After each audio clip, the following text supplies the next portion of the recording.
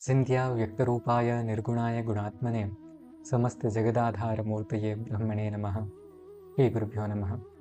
स्वागत है आप सभी का मेष राशि वाले जातकों के लिए वर्ष 2025 में किस प्रकार से आय तथा जो है करियर से संबंधित स्थिति रहने वाली है, इस विषय के प्रमुखतया जो है विश्लेषण से संबंधित सत्र में आज की इस वीडियो के माध्यम से हम जानने का प्रयास करेंगे कि मेष राशि वाले जो भी जातक हैं उनके लिए वर्ष 2025 में करियर से संबंधित किस प्रकार से स्थिति रहने वाली है, वह व्यवसाय में हो अथवा यदि आप किसी भी प्रकार से नौकरी से संबंधित स्थिति में हो, उन दोनों में ही किस प्रकार से जो है आपको करियर में स्थिति को देखना पड़ेगा तथा आय से संबंधित क्या स्थितियां इस वर्ष 2025 में रहने वाली हैं, किस प्रकार से इन दोनों ही क्षेत्रों में किन सावधानियों को आपको रखना चाहिए तथा किन चीज़ों में प्रवृत्त होना चाहिए जिससे कि आप इस वर्ष 2025 को करियर एवं आर्थिक स्थिति के दृष्टिकोण से और भी ज़्यादा मजबूत कर सकें। तो आरंभ करते हैं बिना समय गवाए।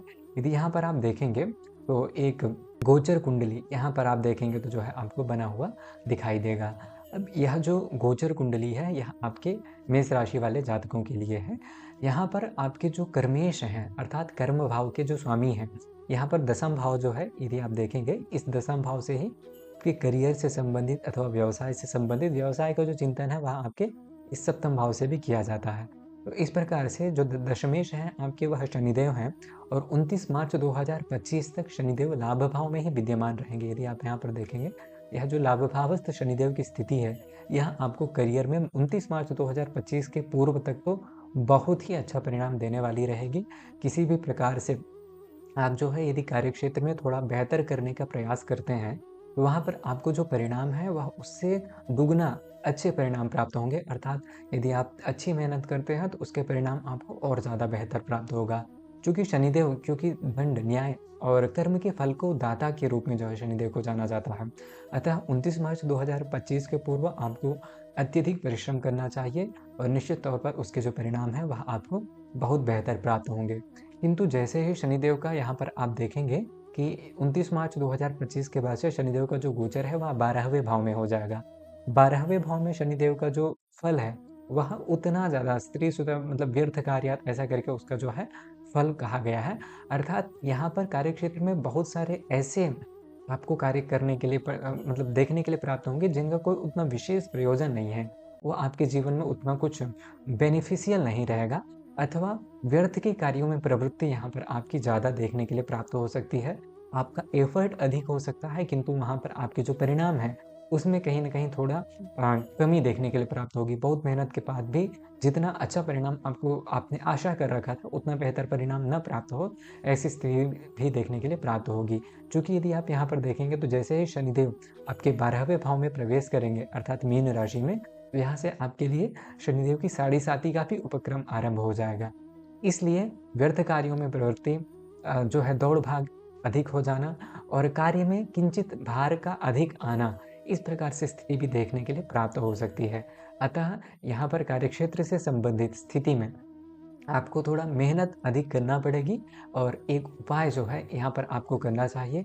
चूँकि शनिदेव हमारे जीवन में कर्म के फलों के दाता के रूप में कहे गए हैं, अतः आपको चाहिए कि शनिदेव से संबंधित जो भी उपाय हैं, हनुमान चालीसा का पाठ हो गया, सुंदरकांड का पाठ हो गया, प्रतिदिन हनुमान चालीसा का यथासंभव 3 पाठ करें और दूसरी बात यह है कि मंगलवार एवं शनिवार के दिन जो है सुंदरकांड का पाठ करें। इस पूरे वर्ष को और भी ज़्यादा अपने करियर के दृष्टिकोण से बेहतर बनाने के लिए यह उपाय आपको बहुत ज़्यादा लाभप्रद होगा।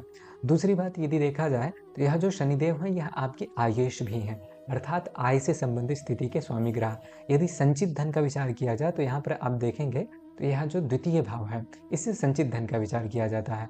किंतु 29 मार्च 2025 के पूर्व तक तो आय से संबंधित स्थिति भी आपके लिए बहुत ज़्यादा अच्छी है। जब देवगुरु शनिदेव जब आपके 12वें भाव में चले जाएंगे तब यहाँ पर आय में भी आपका खर्चा बढ़ जाएगा। आय की वृद्धि तो रहेगी, आय का जो स्रोत है वह तो बना रहेगा किंतु व्यर्थ कार्यों में जो खर्च है वह भी बढ़ता हुआ नजर आएगा। व्यर्थ की दौड़-भाग में अधिक खर्च होगा और यहाँ पर कुछ मानसिक रूप से चिंताएँ भी आपके लिए देखने के लिए प्राप्त हो सकती है। अतः शनिदेव का उपाय यहाँ पर आपके लिए ज़रूरी है। किंतु एक अच्छी स्थिति यह है कि मई 2025 में यह जो राहु यहाँ पर है वह 12वें भाव से आपके लाभ भाव में आ जाएंगे। अतः लाभ भावस्थ राहु को धन का दाता कहा गया है और जो है सौभाग्य को देने वाला कहा गया है। इस प्रकार से यहाँ पर जो राहु है वह आपके लिए अच्छे परिणामों को देगा, मिनिमाइज हो जाएंगी सारी चीजें, तथापि शनि से संबंधित उपाय आपको करने ही चाहिए। संचित धन का विचार किया जाए तो यहाँ पर जो आपके द्वितीयेश है वह शुक्र है और द्वितीय भाव में मई 2025 तक देवगुरु बृहस्पति की स्थिति है। अतः मई 2025 और देवगुरु बृहस्पति अत्यंत शुभ ग्रह माने जाते हैं। इनकी द्वितीय भावस्थ जो स्थिति है यह पारिवारिक रूप से आपको मजबूत बना करके रखेगी।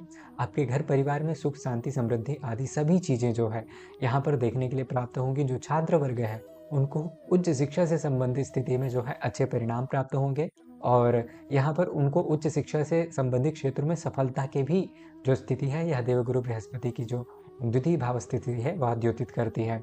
किंतु जैसे ही देवगुरु बृहस्पति की का राशि परिवर्तन मई 2025 में होगा तो यहाँ पर कुछ स्थितियाँ जो है उतार चढ़ाव से संबंधित भी देखने के लिए प्राप्त होंगी, जैसे जैसे शुक्र का गोचर होगा उस हिसाब से। किंतु यहाँ पर धन का किसी भी प्रकार से कोई अभाव अथवा कष्ट नहीं समझ में आता है, क्योंकि शुक्र है, शुक्र का राशि परिवर्तन यथासंभव होता ही रहता है।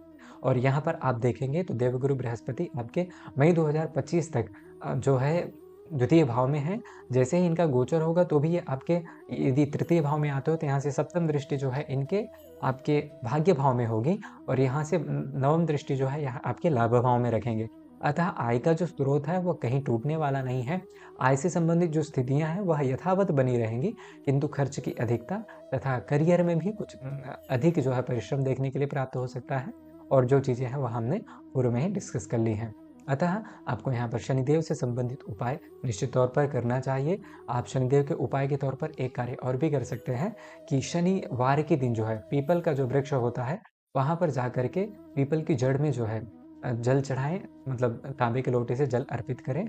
और सरसों के तेल का दीपक भी आप जो है हनुमान मंदिर में मंगलवार एवं शनिवार के दिन जो है जला सकते हैं। यही एक उपाय है जो आपको आर्थिक स्थिति से एवं करियर के दृष्टिकोण से वर्ष 2025 में बहुत ज़्यादा हेल्प करने वाला रहेगा। आशा है कि यह जानकारी आपको अच्छी लगी होगी। यदि कुछ व्यक्तिगत सुझाव हैं अथवा व्यक्तिगत कुछ आपके प्रश्न हैं तो वह आप कमेंट के माध्यम से अपनी बात रख सकते हैं। वर्तमान के लिए इतना ही, मिलते हैं अगली वीडियो में। तब तक के लिए अपना ध्यान रखिए। नमस्ते, महादेव।